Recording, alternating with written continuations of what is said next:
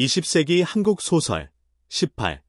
권 줄거리 안내 및 이메일 해설 하근찬, 한무숙 감정이 있는 시면, 한무숙.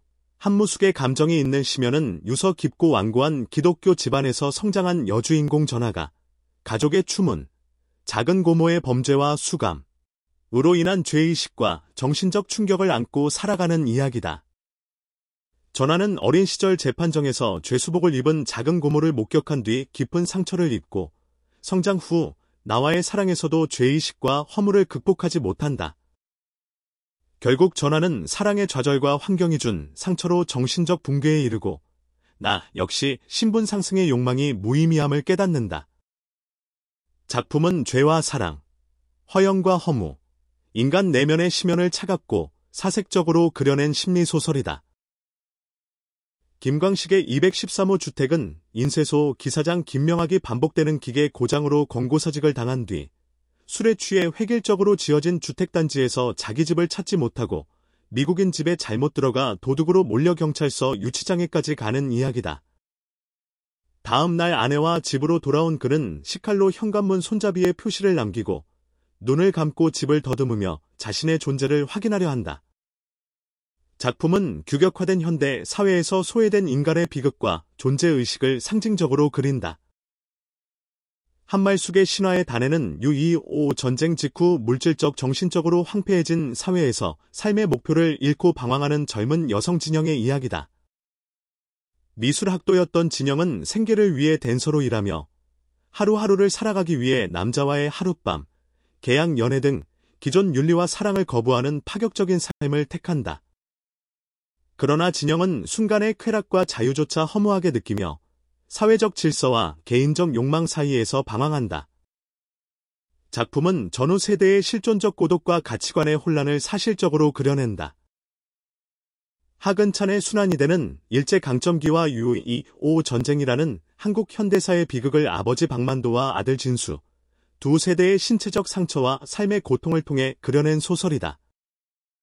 아버지 만도는 일제강제징용에 끌려가 한쪽 팔을 잃었고 아들 진수는 6.25 전쟁에 참전했다가 한쪽 다리를 잃고 돌아온다.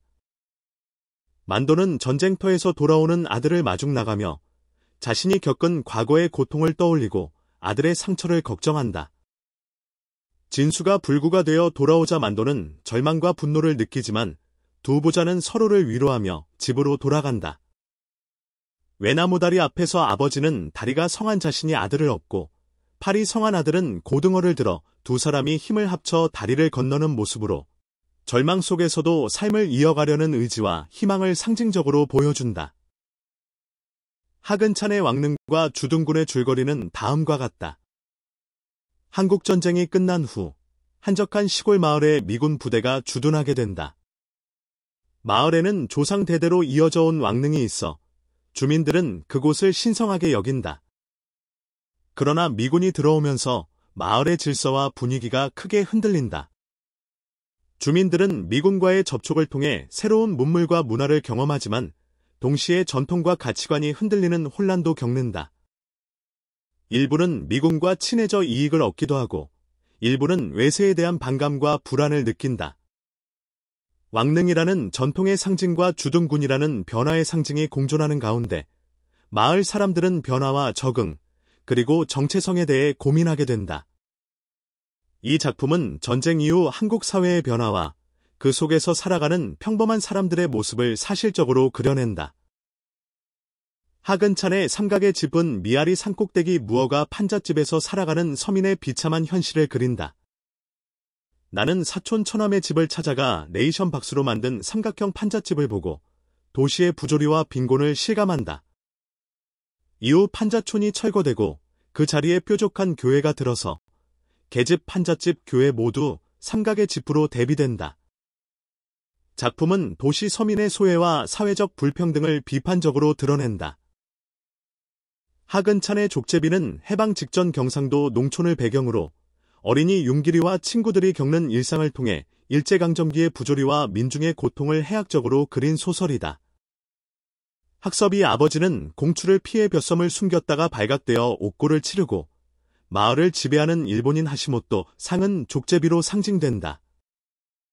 족제비의 포악함과 탐욕은 일제의 횡포를 드러내며 해방과 함께 마을을 괴롭히던 35년 묵은 족제비가 떠난다는 결말로 일제의 종말을 암시한다.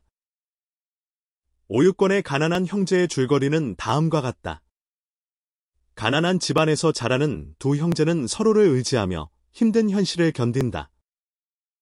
형은 동생을 위해 자신의 몫을 양보하거나 힘든 일을 도맡아 하며 동생을 돌본다.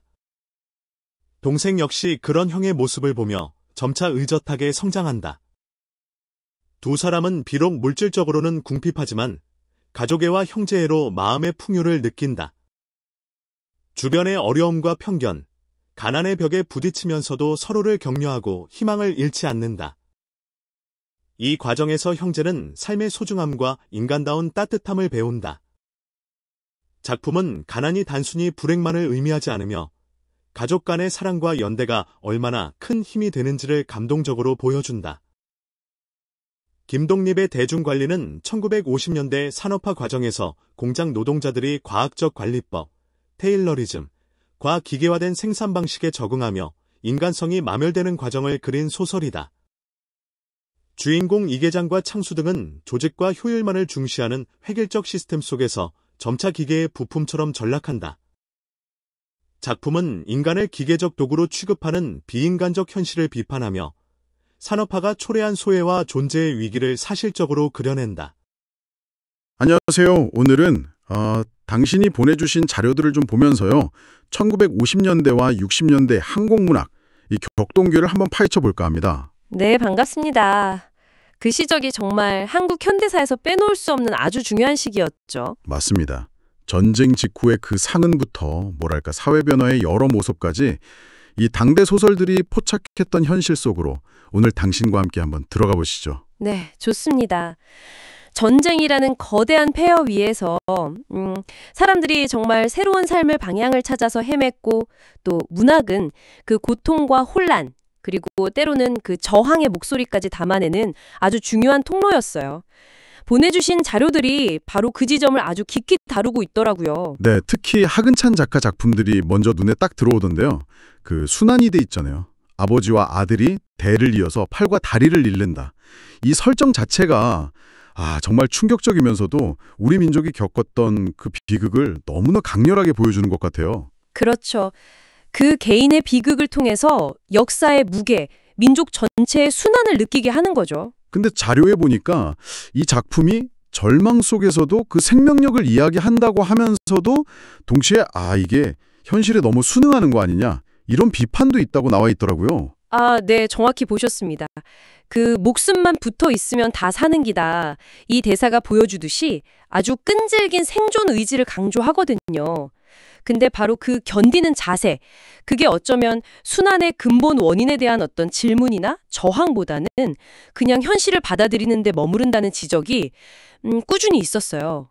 자료에서도 이 양면적인 평가를 꽤 비중 있게 다루고 있죠. 그렇군요. 그럼 하근찬 작가의 다른 작품 왕릉과 주둔군, 이건 또 조금 다른 방식으로 현실을 보여주는 것 같아요.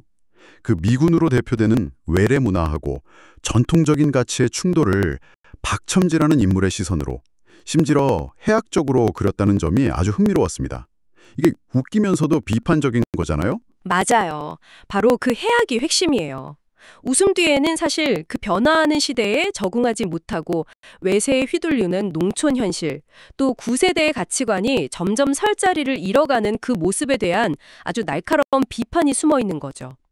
자료에서도 이 해악이 단순한 웃음거리가 아니라 당시 사회의 그 정신적인 혼란을 아주 효과적으로 드러내는 장치였다, 이렇게 강조하고 있습니다. 네, 전쟁의 상흔에서 이제 조금 시선을 옮겨보면 당시 사회 내부의 어떤 모순이나 소외 문제, 이걸 다룬 작품들도 중요하게 언급되더라고요.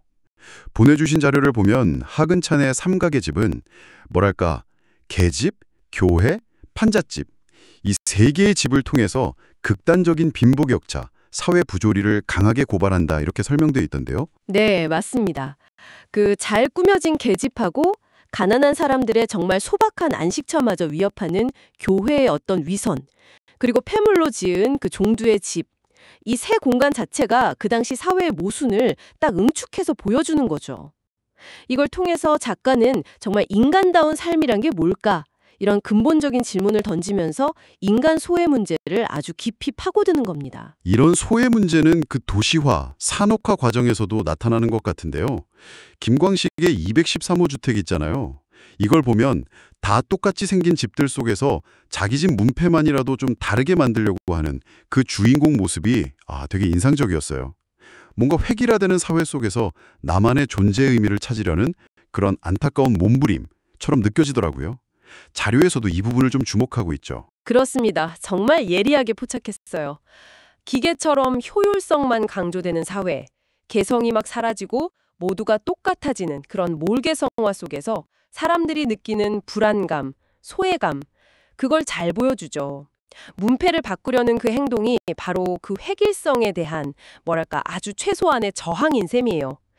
같이 보내주신 자료에 김동립의 대중관리 얘기도 나오는데 그것도 비슷한 맥락에서 생산성이라는 이름 아래 인간이 그냥 부품처럼 취급되는 현실을 비판적으로 보여주는 작품이고요. 한편으론 전쟁 이후에 가치관이 혼란해지면서 성윤리 문제로도 이어졌군요.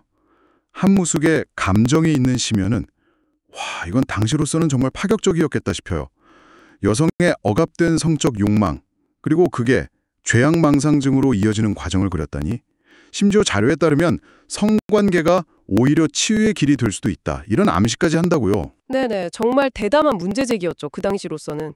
성을 무조건 죄악시하는 그 억압적인 사회 분위기가 오히려 개인을 병들게 할 수 있다. 그리고 자연스러운 욕망을 인정하고 해소하는 것이 필요하다. 이런 시각을 제시한 거니까요. 당연히 당시 사회에 큰 파장을 일으킬 수밖에 없었겠죠. 정반대로 한말숙의 신화의 단에는 또 다른 극단을 보여주네요. 가치관이 완전히 무너진 시대에 오직 그냥 현재의 쾌락, 그 순간에만 집착하면서 과거도 미래도 다 부정하는 젊은이들의 허무주의적인 태도, 이걸 그렸다는 거죠. 주인공 진영의 모습이 전쟁이 남긴 어떤 정신적인 공허함, 이걸 보여주는 것 같기도 하고요. 맞아요. 삶의 의미, 방향을 다 잃어버리고 방황하는 그 전후 세대의 모습을 아주 극단적으로 형상화한 작품입니다. 이게 단순히 전쟁 트라우마뿐만 아니라 당시의 그 경제적인 어려움, 문화적인 불모성 같은 것들이 젊은 세대를 어떻게 이런 허무주의로 몰아갔는지 그걸 보여주는 중요한 단서가 되죠. 자료에서도 이 작품을 통해서 당시 사회의 그런 불모성을 읽어낼 수 있다, 이렇게 지적하고 있어요. 자, 마지막으로 농촌 현실로 다시 한번 눈을 돌려볼까요? 오유건의 가난한 형제는 농지개혁 이후에 오히려 더 피폐해진 농촌, 그리고 농민들의 분노를 아주 생생하게 그렸다고 소개되어 있는데요. 특히 흥미로운 점은 이전에 봤던 작품들의 인물들과는 좀 다르게 이 소설의 민중들은 더 이상 그냥 순응하지 않고 집단적으로 저항하는 모습을 보인다는 거예요. 네, 작가 본인의 실제 빈농 체험이 녹아 있어서 그 현실감이 아주 뛰어납니다. 가난 때문에 벌어지는 비극을 그리면서도 동시에 그 부당한 현실에 맞서서 목소리를 내고 행동하는 농민들의 모습은 정말 중요한 변화를 보여주는 거죠. 특히 소설 마지막에 그 상역군들이 시위대로 확 변하는 장면 있잖아요. 그게 정말 억눌렸던 민중의 저항 의지가 분출되는 아주 강력한 상징입니다. 자료에서도 이 지점을 민중의식의 성장을 보여주는 중요한 사례로 강조하고 있고요. 네, 오늘 당신의 자료들을 통해서 이렇게 쭉 살펴본 1950년대, 60년대 소설들은요, 전쟁의 아픔부터 시작해서 사회의 모순, 그리고 변화하는 가치관 속에서 고뇌였던 우리 선조들의 모습을 참 입체적으로 보여주는 것 같습니다. 그렇습니다. 이 이야기들은 단순한 과거의 기록이 아니죠. 뭐랄까, 극한 상황 속에서도 인간다움을 지키려고 했던 몸부림이자 또 새로운 시대를 향한 어떤 갈망의 기록이라고 할 수 있습니다.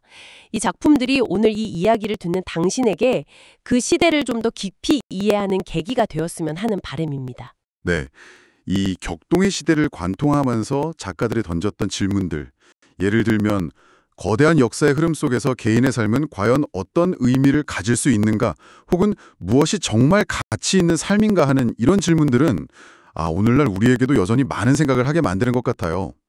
당신은 이 이야기들 속에서 어떤 질문과 마주하게 되셨나요? 한 번쯤 깊이 생각해 볼 만한 그런 여운인 것 같습니다.